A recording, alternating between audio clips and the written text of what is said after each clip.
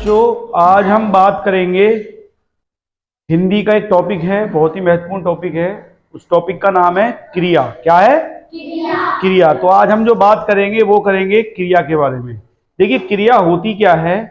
क्रिया जो भी हमारे द्वारा कोई काम करा जाता है या हम कहते हैं कि इस काम को हम करने वाले हैं, तो क्रिया किसी भी काम का करना या होना पाया जाना ही क्रिया कहलाती है। जैसे मान लीजिए मैंने कहा कि मैं कल दिल्ली जाऊंगा, तो मैं गया तो हूं नहीं दिल्ली, लेकिन जाऊंगा ना।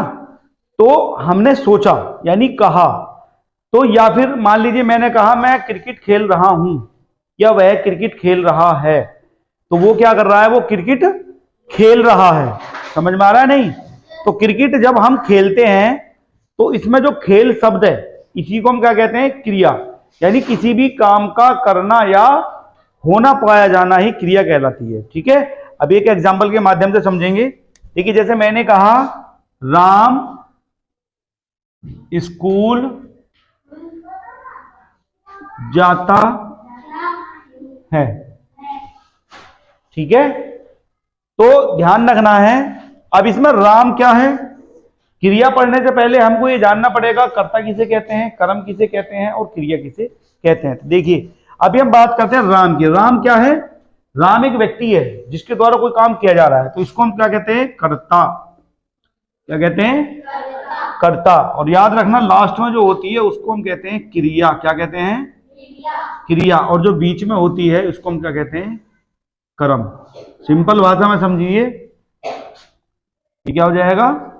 कर्म। एक चीज आपको ध्यान रखनी है, जब हम कभी भी हम हिंदी वाक्य की अगर बात करेंगे, तो हिंदी में हो या इंग्लिश में हो, तो आपका जो कर्ता होता है वो पहले ही होता है। और इसको हम इंग्लिश में क्या कहते हैं? कर्ता को कहते हैं सब्जेक्ट। क्या कहते हैं? सब्जेक्ट। समझ में आई ये बात? कर्ता को इंग्लिश में क्या कहते हैं? हम सब्जेक्ट कहते हैं। तो ये हमेशा, चाहे तो इंग्लिश का सेंटेंस हो या आपका हिंदी का सेंटेंस हो, ये हमेशा कहां होता है? स्टार्टिंग में ही होता है। समझ में आ रही बात? अब दूसरी हम बात करते हैं किसकी? कर्म की। कर्म को इंग्लिश में क्या कहते हैं? ऑब्जेक्ट। क्या कहते हैं? इसको हम कहते हैं ऑब्जेक्ट। समझ में आ गया? ऑब्जेक्ट हमेशा कहां रहेगा? बीच में रहेगा। कब? जब हिंदी की हम बात करेंगे। ठीक है। और अगला क्या? हमारी क्रिया। इसको इंग्लिश में क्या कहते हैं? इसको कहते हैं वर्ब। क्या कहते हैं? वर्ब। अगर मान लीजिए हम इसको हिंदी में बात करेंगे तो ये हमेशा लास्ट में आएगी। ठीक है। अब देखिए, अब इसी को अगर मैं बात कहूं किसकी? इंग्लिश में, इसको एक बार ट्रांसलेट करते हैं, तो इसको हम लिखेंगे राम गोस टू स्कूल। ठीक है, राम गोस टू स्कूल। अब देखिए, इसमें जो राम है इसको हम क्या कहेंगे? सब्जेक्ट कहेंगे। क्या कहेंगे? सब्जेक्ट। और जो गोज है इसको हम कहेंगे वर्ब। क्या कहेंगे? वर्ब। और जो स्कूल है इसको हम क्या कहेंगे? देखिए, मैंने इसलिए समझाया है ये इंग्लिश में आपको, जिससे आपको इंग्लिश में भी साथ ही साथ समझ में आ जाए। एक चीज देखिए, दोनों में क्या कॉमन है? सब्जेक्ट यानी कर्ता दोनों में कॉमन है। बाकी जहां ऑब्जेक्ट था इंग्लिश में, ऑब्जेक्ट का हमारा लास्ट में है, लेकिन यहां क्या हो जाता है? हिंदी में बीच में आ जाता है। समझ में आई बात? और जो हमारी क्रिया है हिंदी में लास्ट में होती है और वो बीच में आ जाती है। ये तो हम बात करते हैं इंग्लिश की, लेकिन हम क्या पढ़ रहे हैं अभी? हिंदी पढ़ रहे हैं। मैंने समझाएंगे लिखा। तो अब देखिए, क्रिया होती क्या है? इसकी परिभाषा है, सिंपल भाषा में परिभाषा को समझेंगे। किसी काम का करना या होना पाया जाता है,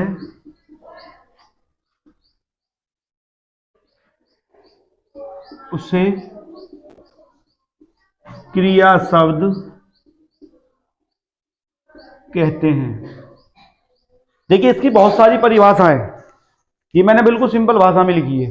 एक अगर चाहो तो इसकी परिभाषा ये हो जाएगी, वह शब्द जिसके द्वारा यह सूचित होता है कि किसी काम का करना या होना पाया जाना, या हम कह सकते हैं वे शब्द जिनके द्वारा हमें यह ज्ञात होता है कि क्या काम हो रहा है और क्या काम किया जा रहा है। ठीक है ना?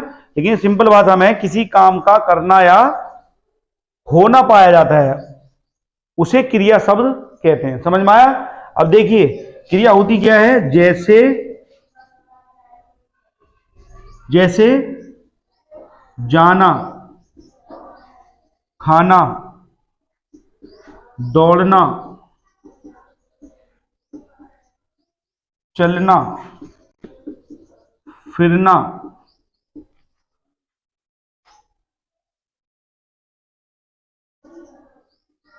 आदि शब्द, आदि शब्द।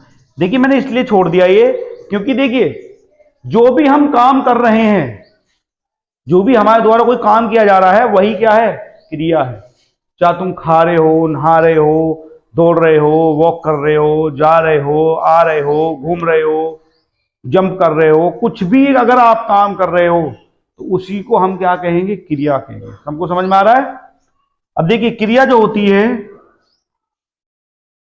क्रिया के प्रकार क्या है, क्रिया के दो भेद होते हैं, दो प्रकार होते हैं। क्रिया के दो प्रकार होते हैं। अब देखिए ये बहुत इंपॉर्टेंट है, ध्यान से समझना।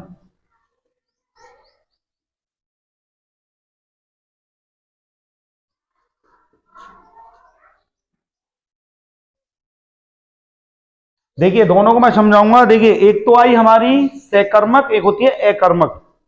देखिए अभी आप छोटी क्लास में हो तो सिंपल तरीके से मैं आपको बताऊंगा, इसकी ट्रिक भी है पहचानने की, इसको आपको ध्यान से समझना है। देखिए सकर्मक, इसके नाम में ही अर्थ छुपा हुआ है। सकर्मक मीन्स कर्म के साथ या कर्म के सहित, और अकर्मक यानी कर्मक के बिना। अब समझो क्या है इसका मतलब। इसका मतलब ये है, जैसे मान लीजिए मैंने कहा राम स्कूल जाता है, तो राम क्या है इसमें, बोलो क्या है, कर्ता। Very good. स्कूल क्या है, कर्म। जाता क्या है, क्रिया। ठीक है ना?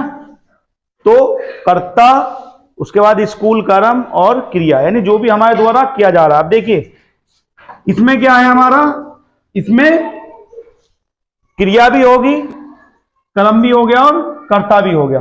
ठीक है ना? तो आपको देखिए सकर्मक का मतलब ही क्या है, इसकी हम परिभाषा लिखेंगे। जिन वाक्यों में कर्म होता है, उसमें लिखेंगे हम जिन वाक्यों में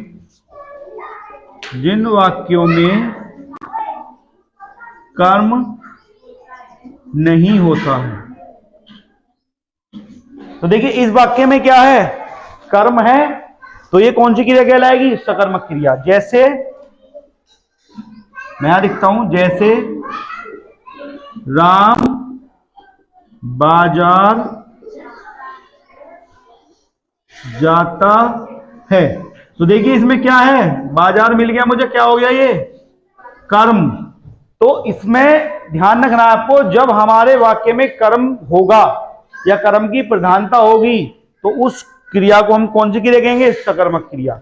अब देखिए अकर्मक क्रिया कौन सी होती है, जैसे मान लीजिए मैंने कहा राम जाता है, तो कहीं इसमें आपको दिख रहा है कर्म है, इसमें नहीं है। राम जाता है लेकिन पता नहीं कहां जाता है वो, तो आपको ध्यान रखना है, एक ट्रिक लगानी है इसमें। कोई भी काम किया जा रहा है, अगर उसमें कर्म है, सकर्मक क्रिया, कर्म नहीं है अकर्मक क्रिया।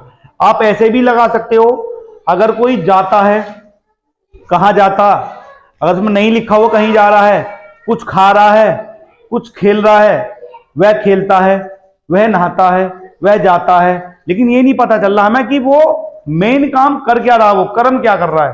तो आपको ध्यान रखना है, जब कोई काम किया जाता है, काम किया जा रहा, उस काम को ध्यान रखना है कि वो कर क्या रहा है।